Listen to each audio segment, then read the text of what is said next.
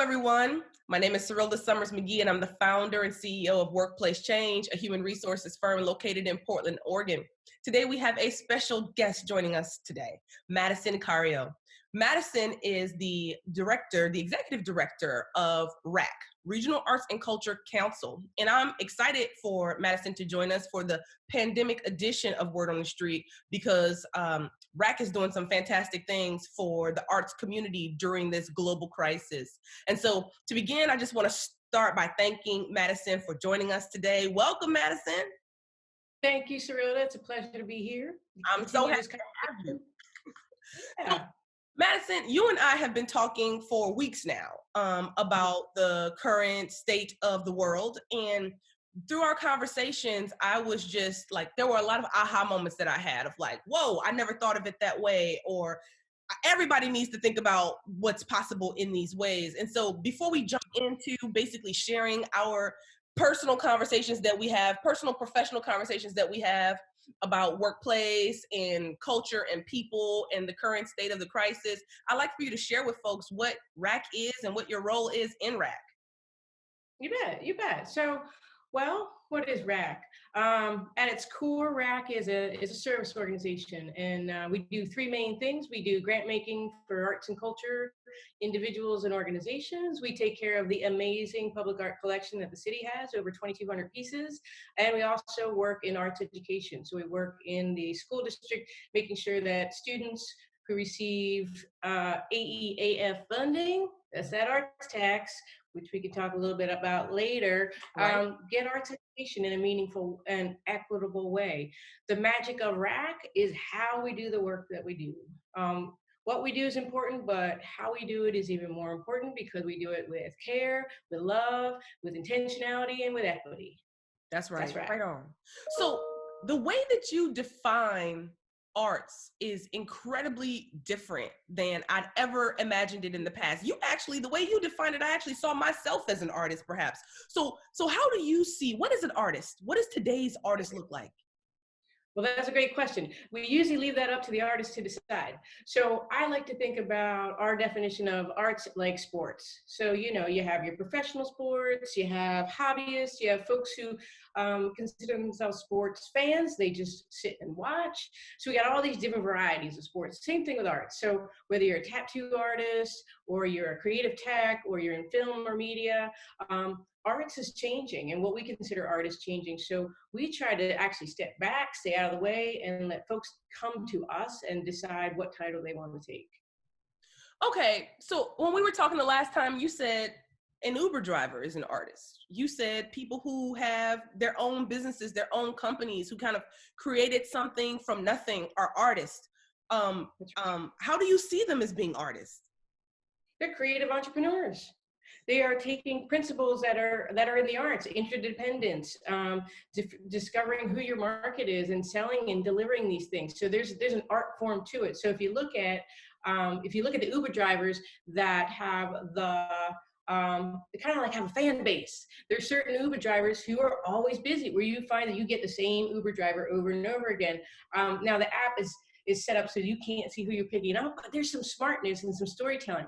I'll tell you a story about some of the Uber drivers I've had in Portland, because I always ask them if they're an artist, and they go, oh, no.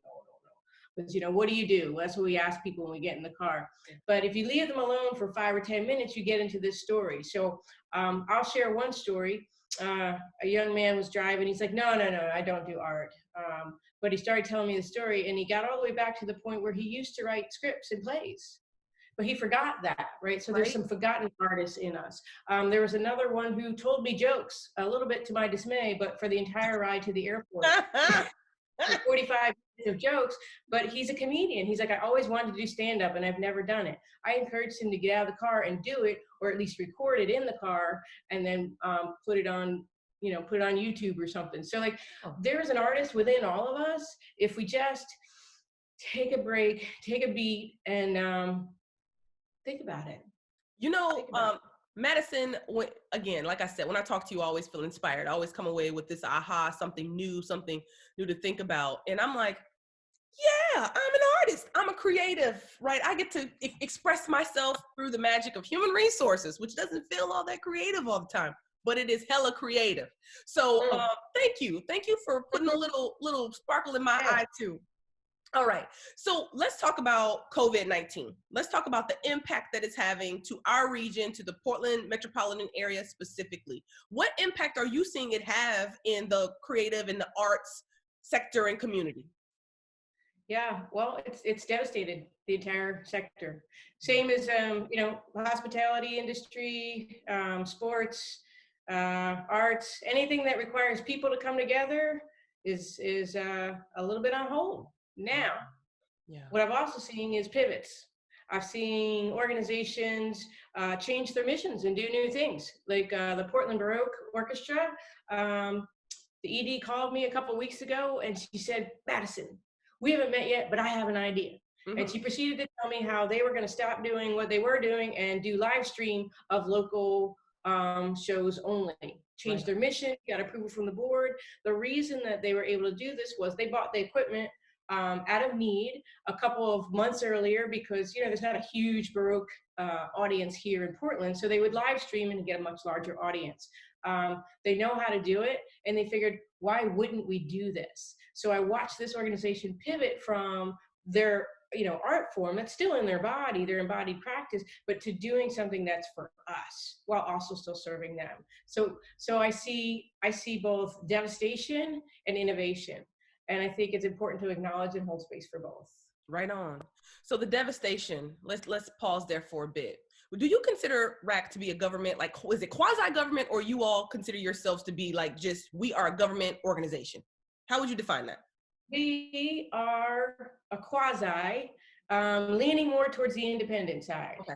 Okay. Because we need to be able to move in different ways. And this is a perfect example. This is a good time to not be a bureau, right? Because we can move differently. We can move funds in a way that we are more nimble. And I think that's why RAC was created originally. RAC used to be MAC.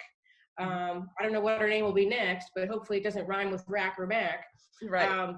But we originally were moved out so that we could be more nimble. And part of that nimbleness has to do with advocacy and fundraising. Much of the fundraising efforts and the dollars that are out there in the world for arts and culture specifically can only go to nonprofits.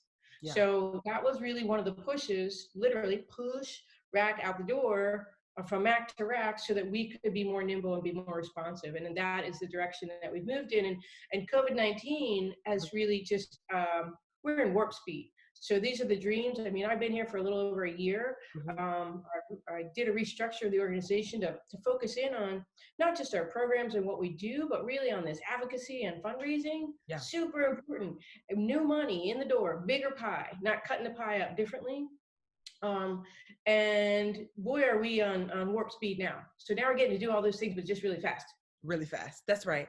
So I ask about how you identify from a government standpoint, because during crisis like this, during, global community crisis like this, the government has to step in and they fortify and they support all of us in the ways in which they were intended to, right?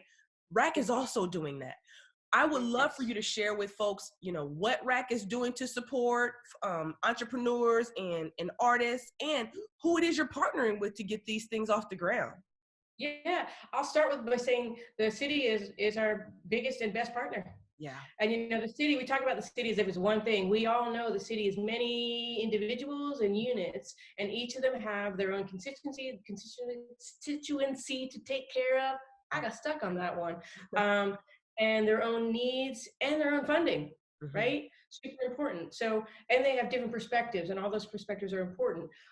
So for what RAC is doing, I was thinking about this before we got onto the Zoom room, and I think the easiest way, it's a little bit Alice in Wonderland. I want to take you to, I'll take you to our website, artsimpactfund.rac.org.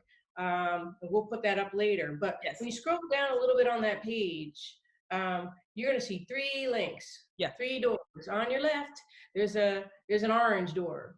In the middle, there's a reddish door, and on the right, there's a turquoise door. And I'm going to start with the orange door. The orange door, when you open that door, you get to have the most exquisite experience of giving. That's where you can give to the fund that we started to support creatives. And it feels really good to give. So come push the button, go in that door, give. We will keep this fund running forever. As long as we have money, we will keep it running for individual artists and creatives. That middle button, that red button, push that button. That's an emergency button, and it's red for a reason. This is the get. If you're an artist or a creative, whether you're an audio technician or a tattoo artist or a performing artist of any kind, and you are feeling an ouch right now, which I imagine you are, push that button, apply. It's a simple application. It's one page. It's non-competitive. It's inclusive AF. And you can get up to $500 right now. Right? And we'll get the money out the door very quickly. You have until Monday, 13. Now the Monday button on the 13. right. Okay. 413. Okay. artsimpactfund.rac.org. Button in the middle. Don't forget the button on the left. Super important too. Or tell your friends to hit the button on the left and you get the button on the middle. That's right. You can only hit that button one time though. Okay. The button on the right, turquoise. This is about resources because there is so much out there in terms of resources for artists, for creatives, for small business, for entrepreneurs. But it's so confusing. And you can spend a lot of time digging down into a loan or an application process to find out you're not eligible. And that's frustrating. So there's a curated list of what's available, not just in funds, but also in terms of how do I apply for unemployment insurance? Where do I find this? You'll find those things there as well. That's the other role that as an advocate, RAC is playing. We want to start having office hours where if you have a question, just call some time and somebody will answer the phone and get you an answer because there's a lot out there and it's coming at us very quickly. So come back to that page, hit the green button, turquoise, blue, depending on how you see things. The one on the right, if you're looking at the screen, and you'll see that will be updated frequently. So that's just one effort that we have that's live.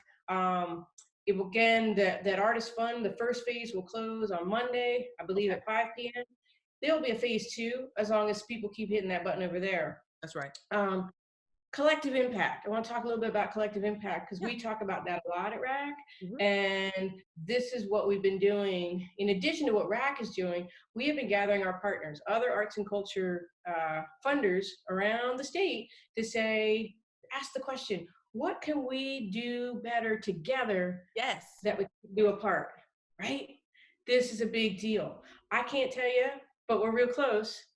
Friday, there'll be an announcement of what we have figured out we can do together for the entire state of Oregon, right? And these are for arts organizations. So I am so pleased, privileged, honored, and thrilled to be at a table with so many other funders who are thinking and caring and feeling the need to come together. And what I hope is, while the crisis is the thing that brought us together, that these conversations continue. And that we find ways to support our community. So again, we flip from this scarcity model, which we talk about a bit, like there's not enough to go around, to this model of maybe there's not enough to go around, but what can we do with what we got and how can we leverage that to get more? So that's another thing that's happening. RAC will also be announcing some funds for arts organizations who are already partners of ours. We're working on that. But we're just gonna keep working. We're gonna keep raising money and we're gonna keep working. And then the other thing that I'm really excited about is as we start talking statewide, guess what we're doing? We're breaking down barriers between rural and city. So, right, there's always been this tension. This is about the beginning of having a conversation around equity, geographic equity, access to resources. This is exciting. This is super sexy. This is something that we can sell nationally. If we figure out how to do it, we can teach other states how to get their folks together. What were the conversations? Where did we get stuck in the conversation? How do you manage your board to make sure everybody walks away happy? We want to leave the room with a win-win-win for everyone. So it's been a wild ride, but it's been amazing. So those are some of the things that we're doing.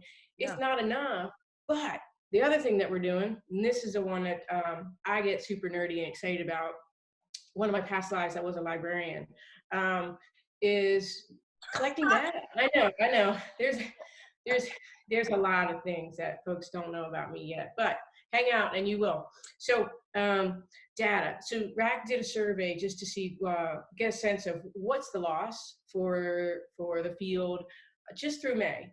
And we're talking between individuals and organizations with about 1,500 responses as of March 22nd, $47 million millions by May, with that number increasing because, you know, as spring comes in, that's when we kind of go into the upswing of galas and stuff. So the numbers are important, but what became really evident to me is the numbers of us.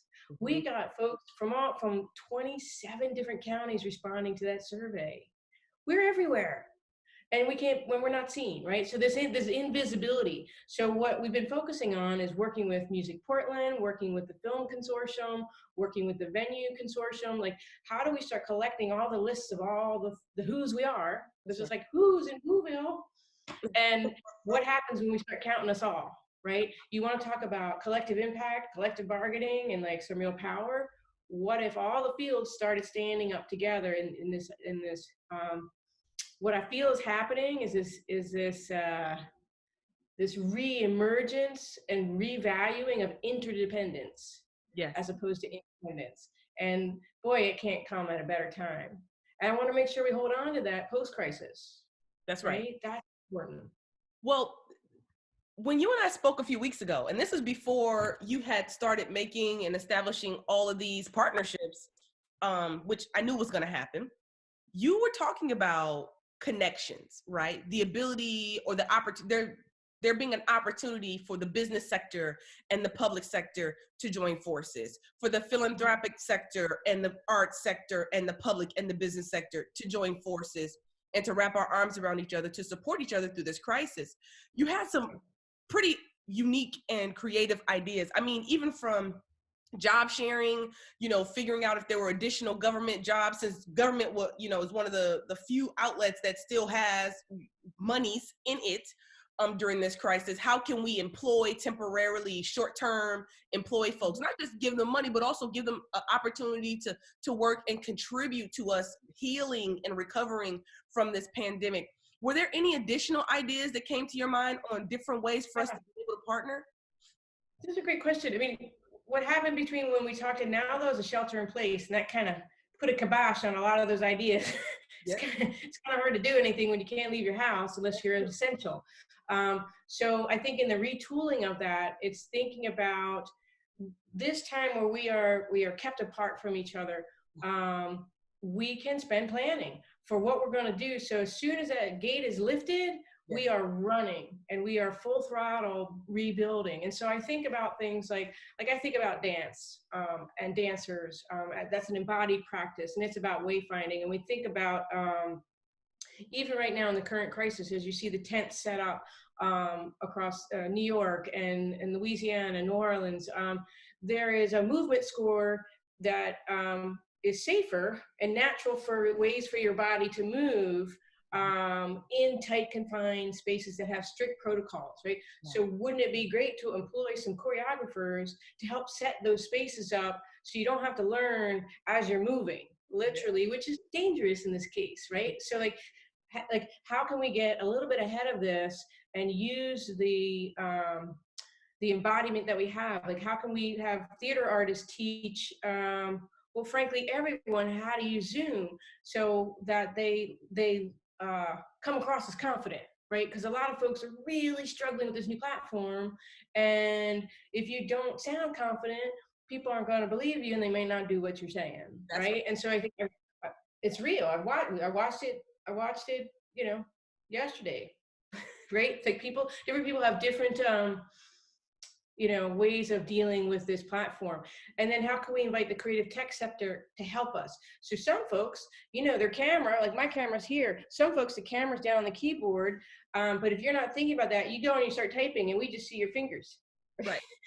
Not helpful. So like, can we implore the tech sector, the creative tech sector, to help us hack right now so that when I'm looking at the camera, which makes you feel like I'm looking at you, that's right. I can still see you, because Serilda, I can't see you right now when I look at the camera. When I look at you on my screen, then I'm not looking at you. Right? And so, right now, that we are psychological embodied beings, and they're sending all kinds of crazy messages. That's why we're so tired by the end of the day of 8 Zoom meetings, because we're trying to get that eye connection that we're so used to, which is about equity, which is about paying attention and respect, and we can't do it. Because the system isn't built for it. The system with the camera here or there is not built for equity. Yeah. right? So how do we start thinking about hacking that? Where can creatives come on and be hired to do that in their own space? So part of this is about a movement score. Like I'm standing right now because I know that I deliver better standing, just like you were standing last night when you were facilitating. But yet we all like hunker down our desk by meeting number 8. We're like, ugh. So it reads, and we're getting confused. The one thing I do love about this new platform is the equity that's built in. If you have a computer, that's an if, and you got Wi-Fi that's fast enough that your computer doesn't look like you're in an old Godzilla movie, um, you have a microphone. That was not always the case Yep. in meetings, right? Yep. You can even chat. Even if you don't want to say anything live, you can chat and be heard. So like I want to highlight some of these opportunities that are coming up that are helping us along our equity lines to make sure that we keep these. We recognize these for what they are, and we bring them to the forefront. Captions is one of them, right? The disability community, I mean, I can't thank them enough for everything I've ever learned about the how to value interdependence. And we need to make sure that they are part of these conversations and part of these platforms. So well, it's going on and on. I don't even remember what the question was, but It was about what can we do differently? Like how can we create space for the sectors to come together? And every time you riff on that front, it is beautiful every single time because I don't think the world thinks like you. So the last question that I have for you, and I have so many questions that I can ask you. I just love talking to you, Madison. But the last question I'm going to ask for you is: workplace change is about people and culture, right? How have you prepared over the course of your entire career for this moment in time to be a leader within this crisis? well, you know, I was a Marine, right, Serilda? You were a That librarian helped. or a Marine? Those two things help, right? I've been a lot of things. So I've also been a leader who's led through crisis. But I will say that there's 3 or 4 things that really are essential. One is well, stepping in to the spot, right? That it's easy to disappear during crisis. If you're a leader, we expect you to be upfront first, always, right? Really actually leading. So that's one. Joy. This is a real important part of this. To survive any crisis is to find your joy in every day and be grounded in that. I get there through yes. I start a lot of answers and a lot of conversations with the word yes, which changes your neurochemistry. But it also starts with this we, right? So those 2 things are super important. And then the last thing I'll say is I have such a diverse background. And I think what I want to leave folks with, and I'm so glad you asked this question, is there's a diversity in me, which includes environmental science, master's degree, engineer, a door-to-door sales person. I sold Kirby vacuum cleaners. I've been homeless. There's all this stuff, right? All these hats. And we are so taught to compress and hide some of those things.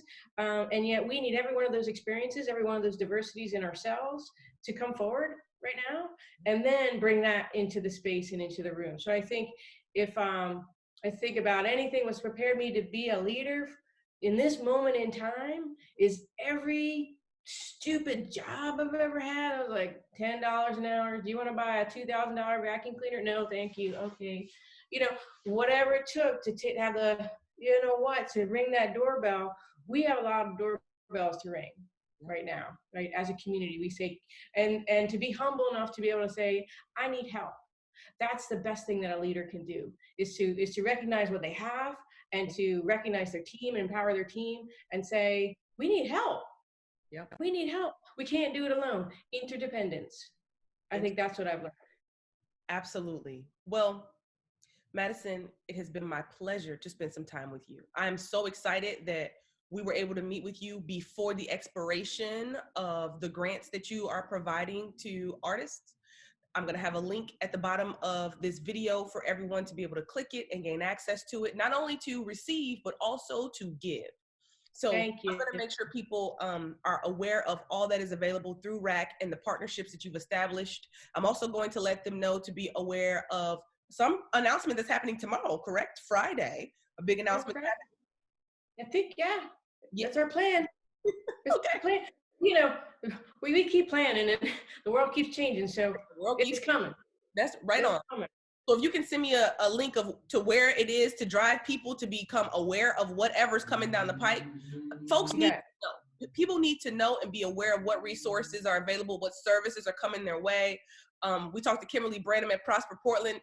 She said, you know, they have gap funding, but that supports are coming from the feds. It's not there just yet. They haven't really distributed any cash yet, but they will in the interim. Our city governments and our quasi-city government outlets are taking, you know, blocking and tackling and supporting folks along the way. So Madison, I thank you so much for coming and sharing with our audience what is available to them. And I want to thank everybody for watching Word on the Street, Pandemic Edition. I appreciate your time, and I'll see you next time.